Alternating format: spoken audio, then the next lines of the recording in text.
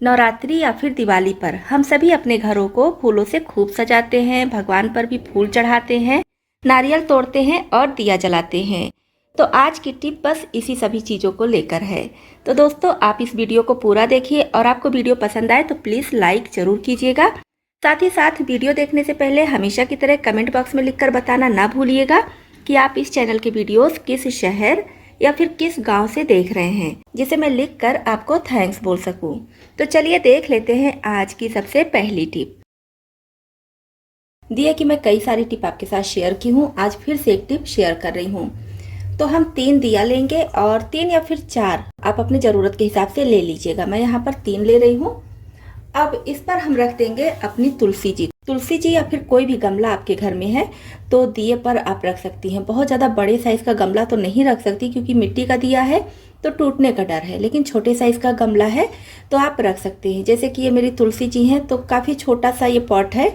इसको मैं जब डायरेक्ट फर्श पर रखती हूँ तो इसमें बिल्कुल भी जगह नहीं है। पानी क्या है इसके नीचे इकट्ठा होता रहता है, जिसकी वजह से वहाँ का फर्श खराब हो जाता है।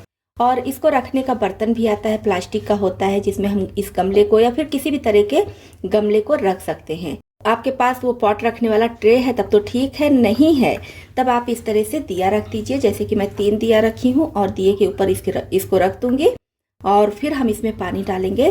तो जहाँ पर हम इसको रखे रहेंगे वो एरिया बिल्कुल भी गंदा नहीं होगा, ना ही पानी इकट्ठा होगा। तो आप पुराने दिए का यानी कि दिवाली में जले हुए दिए का इस तरह से भी यूज कर सकती हैं।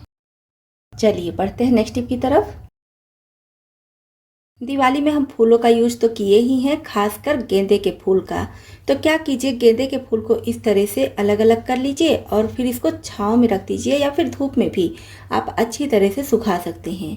और जब ये अच्छे से सूख जाए तब आप इसको अपने गमलों में डाल दीजिए। फिर आप देखेंगे हर गमले से गेंदे के फूल के नए नए पौधे निकलने लगते हैं।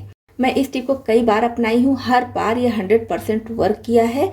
तो आप भी अगर घर में ही चाहते हैं कि गेंदे के पौधे निकल जाए तो बस इस फूल को आप अच्छे से सुखाकर और गमले में डाल दीजिए। पर्याप्त मात्रा में पानी भी डालते रहिए और फिर आप देखेंगे ढेर सारे गेंदे के फूल के पौधे आपके गमले में निकल आएंगे। फिर आप उनको अलग अलग करके जहाँ भी लगाना हो लगा दीजिए।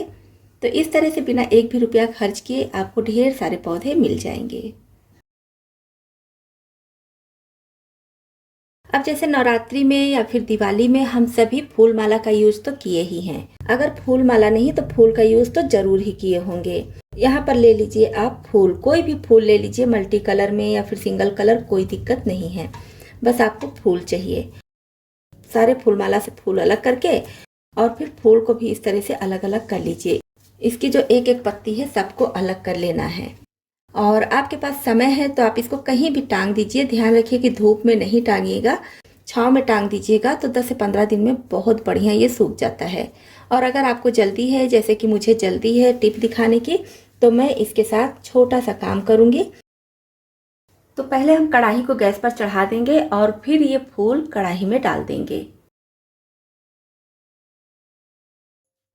अब इसको चलाते हुए हमें ड्राई करना है। देखने में लगेगा कि इसमें काफ़ी समय लगता है, लेकिन ऐसा नहीं है। जब आप इसको ड्राई करेंगे ना, एक बार ये ड्राई होना शुरू हो जाएगा तो बहुत आसानी से ड्राई हो जाता है। बस आपको ध्यान रखना है कि इसे लगातार चलाते रहिएगा, क्योंकि फूल है तो अगर इसको हम छोड़ देंगे तो या तो जल सकता है या तो फिर सॉफ्ट भी हो सकता है, मतलब कि गल भी सकता है।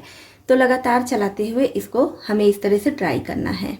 तो दोस्तों, आप वीडियो में बने रहिएगा क्योंकि ड्राई करने के बाद बहुत ही बढ़िया, बहुत ही महंगा सामान ये बनकर तैयार होगा और घर का होगा, एकदम ओरिजिनल होगा, किसी भी तरह का मिलावट नहीं होगा। आप इसको बनाकर काफ़ी ज़्यादा खुश भी होंगे। और आप चाहे तो माइक्रोवेव में भी ड्राई कर सकते हैं, लेकिन हर किसी के पास माइक्रोवेव नहीं होता है तो इसलिए मैं कढ़ाई में करके दिखा रही हूँ। तवे पर भी ड्राई कर सकते हैं। तो जैसे जैसे ये ड्राई होना शुरू होगा, पहले ये सॉफ्ट हो जाएगा और क्वांटिटी भी कम हो जाएगी। तो हाथ से हम इसको खोलते रहेंगे, क्योंकि सॉफ्ट हो जाती है, चिपकने लगती है, तो थोड़ा सा खोलकर अलग भी करते रहेंगे बीच बीच में। और आप सोचेंगे कि धूप में भी तो सुखा सकते हैं। हाँ, इसको आप धूप में भी सुखा सकते हैं, लेकिन धूप में सुखाने से इसकी खुशबू उड़ जाती है, इसलिए हम इसको छांव में ही सुखाएंगे या तो फिर इस तरह से कढ़ाई में या फिर माइक्रोवेव में ड्राई करेंगे। बस इस तरह से लगातार इसको चलाते रहेंगे और ये बहुत अच्छे से ड्राई हो जाता है। तो यहाँ पर आप देख पा रहे होंगे फूल बहुत अच्छे से ड्राई हो चुका है। तो अब हम फ्लेम ऑफ करके इसको कढ़ाई में इस तरह से फैला देंगे, जिससे कि थोड़ा बहुत अगर कसर हो तो वो भी अच्छे से ड्राई हो जाए। तब तक हम आगे की तैयारी करते हैं। तो यहाँ पर मैं ली हूँ नारियल। नारियल का छिलका नहीं चाहिए, नारियल का ये जो जटा होता है ना, जटा वाला भाग चाहिए, यानी कि नारियल के ऊपर का जो भाग होता है रेशे वाला, वही हमें चाहिए। तो इसको हम नारियल के सेल से पहले अलग कर लेंगे और फिर छोटे छोटे टुकड़ों में कैंची या फिर चाकू की मदद से कट कर लेंगे। तो फूल तो यूज हुआ ही है, ये भी अभी आपके घर में पूजा पाठ में खूब यूज हुआ होगा। तो मेरे घर में भी नारियल का खूब यूज हुआ है, तो मैं उसी में से ये ली हूँ। तो इसको हम छोटे छोटे टुकड़ों में कट करेंगे और फिर डाल देंगे मिक्सी जार में। अब इधर फूल भी अच्छी तरह से ठंडा हो गया है, तो ये फूल भी हम इसी मिक्सी जार में डाल देंगे। जितना महीन हो सके उतना महीन पीस लीजिएगा। तो यहाँ पर देखिए मैं इसका पाउडर तैयार कर ली हूँ। तो इसका जो रेशा है, थोड़ा हार्ड वाला रेशा होता है, वो नहीं पीसता है, तो इसको हम छान कर हटा देंगे। तो इस तरह से देखिए इसका मैं पाउडर तैयार कर ली हूँ। और मेरी मिक्सी थोड़ी ख़राब है, इसलिए एकदम फाइन नहीं हुआ है। आप अगर अच्छे से करेंगे, मिक्सी अच्छी होगी तो और ज़्यादा फाइन हो जाता है। ये थोड़ा सा और रेशा दिख रहा है, तो इस तरह से मोटी जाली ले रही हूँ और इससे छान कर निकाल दे रही हूँ। इसमें हमें ये रेशा वाला भाग नहीं चाहिए, बाकी थोड़ा सा मोटा भी है तो भी चलेगा। फूल तो एकदम फाइन पाउडर में तैयार हो जाता है, फूल को महीन करने में नहीं दिक्कत होती है, लेकिन ये जो नारियल का रेशा होता है ना, इसको पीसने में थोड़ी सी दिक्कत होती है। और इसको फेंकेंगे नहीं, इसका यूज आप अपने प्लांट्स में कर सकती हैं। जैसे कि कोई आपके घर में प्लांट हो तो उसमें डाल दीजिए, ये खाद का काम करेगा। और जो हम बार बार पानी डालते हैं, गर्मियों में पानी सूख जाता है प्लांट्स का, तो बार बार पानी डालने की भी ज़रूरत नहीं पड़ेगी, क्योंकि ये पानी को सोख करके रखता है।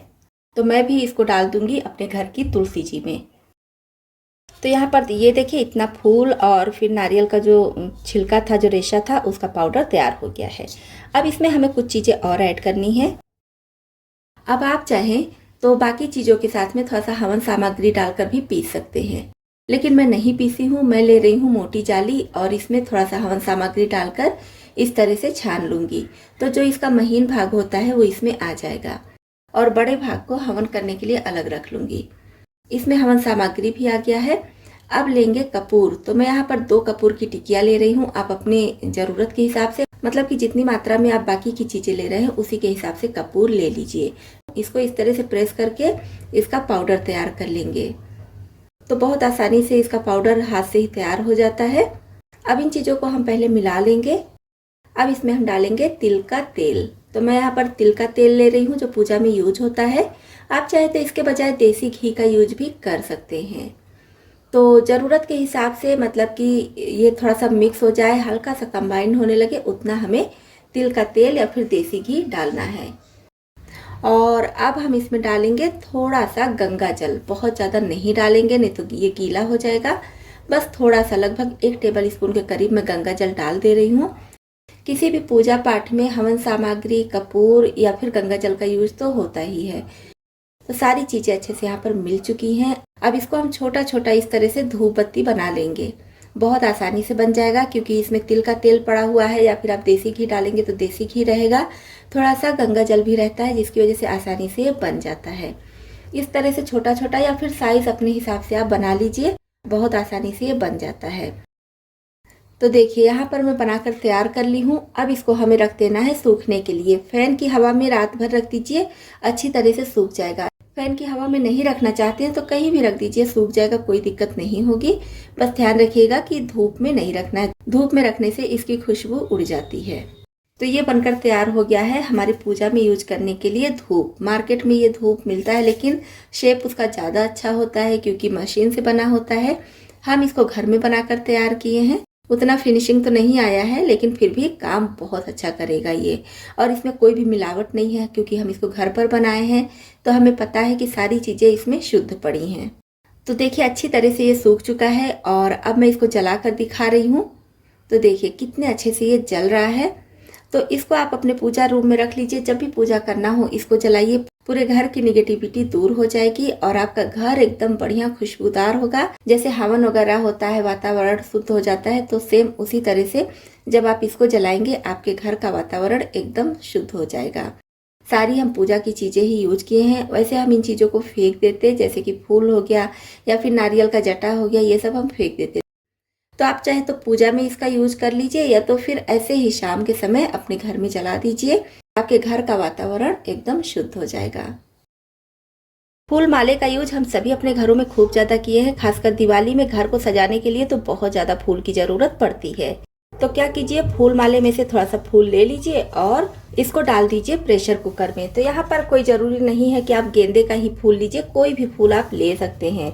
मैं यहाँ पर सिर्फ गेंदे का ले रही हूँ। अब इसमें 1 गिलास पानी डाल देंगे। 1 या फिर आधा, जैसा फूल है उसके हिसाब से आप पानी डाल दीजिए और इसका ढक्कन लगाकर सिर्फ 1 सीटी आने दीजिए हाई फ्लेम पर। उसके बाद फ्लेम ऑफ करके इसको रख दीजिए, पूरी तरह से ठंडा हो जाए। तो जब इसका प्रेशर निकल जाए तब आप इसको छानकर फूल अलग कर लीजिए और पानी अलग कर लीजिए। फूल के इस बचे हुए भाग को भी हम फेंकेंगे नहीं, इसको डाल देंगे अपने प्लांट्स में, ये खाद का काम करेगा।